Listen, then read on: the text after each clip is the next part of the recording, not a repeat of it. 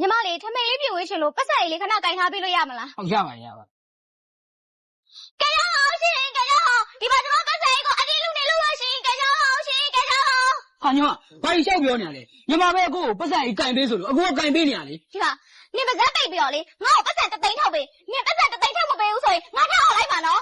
ဟာဟောညီကလက်စားတဲ့တော့ငါ့ကိုချင်းချောက်ပြီးတော့ငွေတောင်းနေတာပေါ့ဟုတ်လား ဒီမှာရှင်အပေါ်လေးမပြောနဲ့ကျမကိုပတ်စံပေးမလားမပေးဘူးလားအဲ့ဒါပဲပြော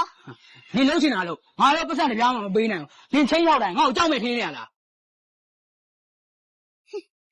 ဒီနေ့တော့ရှင်ကန်ဆိုးတာပဲဟိုမှာတွေ့လားရက်ကွက်လူကြီးလာနေပြီကျမကရှင်ကိုကပိုင်းနိုင်ဆိုပြီးတော့ဆွဆွဲလိုက်လို့ရှိရင်ရက်ကွက်လူကြီးကရှင်ကိုရောခေါ်သွားမှာကဲကြအောင်ရှင်ကဲကြအောင်ရက်ကွက်လူကြီးကကျမကိုကဲပါဒီမှာလေကျမစီကပတ်စံကိုအတင်းလူပြည့်နေလို့ပါရှင်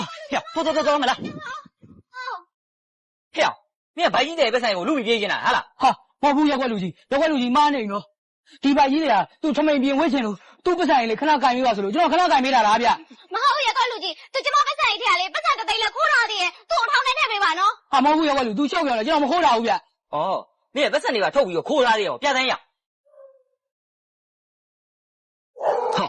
ဒီမှာပတ်စံတွေ့ပြီ ဟာရက်ွက်လူကြီးအဲ့ကျွန်တော်ပတ်စံသူ့ပတ်စံမဟုတ်ဘူး ညီမလေးဒါညီမလေးပတ်စံနေလား ဟုတ်ပါတယ်ရှင်ရက်ကွက်လူကြီးဟုတ်ပါတယ် ရော့ဟဲ့မင်းကလည်းရုံးလိုက်ခဲ့လား ဟာမဟုတ်ဘူးကျွန်တော်မခိုးဘူးကျွန်တော်မခိုးဘူးရက်ွက်လူကျွန်တော်မခိုးဘူးရက်ွက်လူကြီးကျွန်တော်မခိုးဘူးလားရက်ွက်လူဟိုမှာဘိုင်တဲ့ဘောလုံးကြီးတူဘာကြီးတဲ့အဆင်မဟုတ်အတူကြီး လူတွေကိုလှုပ်ရှားရတာလေလွယ်လိုက်တာ ဘောလုံးကြီးကဘိုင်ထဲနေထွက်လာတာဟာဒါဆို तू တမင်လောက်စားနေလူပဲ ဟောလောက်တော့တော့မယ်လား ဒီနေ့တော့တက်ရှိကြိုက်သွားပြီသွားလိုက်အောင် ဒီလားရက်ွက်လူကြီး